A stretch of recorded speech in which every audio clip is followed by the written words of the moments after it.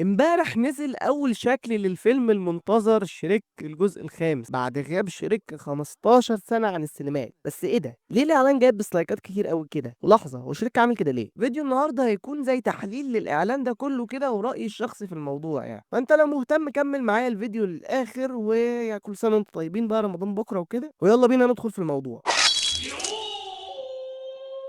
بيبدأ الإعلان بشريك ودونكي هما بيسألوا المراية السحرية. المهم بيسأل المراية بقى مين أجمل واحد، والشغل ده مراية بقى وكده، فقام مطلع له إن هو شريك، فيقعد يقلبوا بقى ويجيب لك شغل تيك توك وميمز وحاجات غريبة كده. وأتمنى الفيلم ده ما يكونش متأثر بالنت والسوشيال ميديا بشكل كبير، بصراحة عايزه يبقى كده، فاهم قصدي، بعيد عن الحتة دي. بس هو ده مجرد إعلان يعني، هو بس بيوريك الشخصيات في إطار كوميدي أهبل سنتين عشان بس تعرف مين الكاست ده.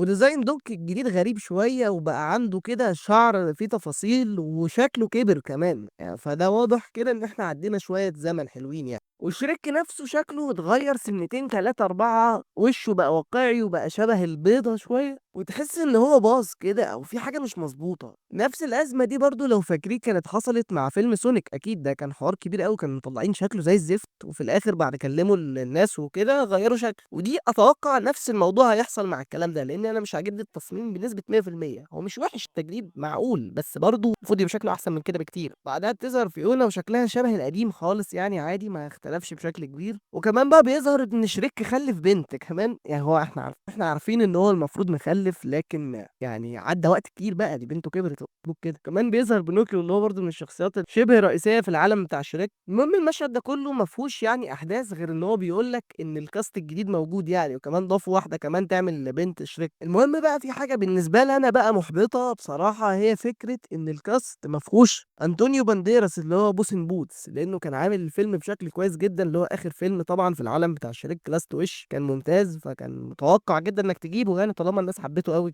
فيلم بقى كويس لدرجة ان هو بوسن بوتس نفسه اتشهر في فترة اكتر من شريك في الوقت ده، وتحس ان هو مش طالع من عالم شريك، هو ليه عالم تاني مخصوص بيه. فغريب قوي ان هو ما جابوش، يمكن بيحفظوه لحاجة اكبر، بس هو كده كده في اخر مشهد في الفيلم ظهر ان هو رايح فرفر اواي اللي هي المدينة بتاعت شريك، بس هو غريب قوي ان هم ما اعلنوش عنه من دلوقتي، المفروض يكون ظهر من بدري يعني. والناس مش عاجبها خالص شكل شريك على النت. انا بصراحة بالنسبة لنا نص نص، بس المفروض برضه يتعمل بشكل افضل من كده. وبالنسبة بقى لاسلوب انيميشن الفيلم، اتمنى يكون شبه فيلم بوسن بوتس في حته الانيميشن اللي كان 2 دي شويه و 3 دي شويه، حاجات مرسومه حاجات عاديه، بحيث ان هو ده كان افضل شكل. لازم يعملوا كده. وبرضه لازم تعمل قصة كويسة للفيلم ده، لأن أنت المفروض يعني غايب عن العالم ده كتير، يمكن 15 سنة، ولا المفروض الفيلم ده كمان هينزل في آخر 26، فأنت عملت كل حاجة في العالم ده قبل كده، لازم تشوف حاجة جديدة تجربها. والواضح طالما عملوا شريك ليه بنت بقى، يبقى عنده مشكلة مع بنته غالبا، والفيلم هيبقى في السكة دي. أتمنى ما يكونش ده صح. وهنا بقى في فكرة جت في دماغي، المميز في الطبيعي في أفلام شريك إن أنت بيبقى عندك فيلن أو شخصية شريرة. دريم ووركس طول عمرها بتعمل شخصيات فيلنز ممتازة، وآخر فيلن تقريبا عملوه هو الديب من بوسن بوتس لاست وش، وكان كويس جدا جدا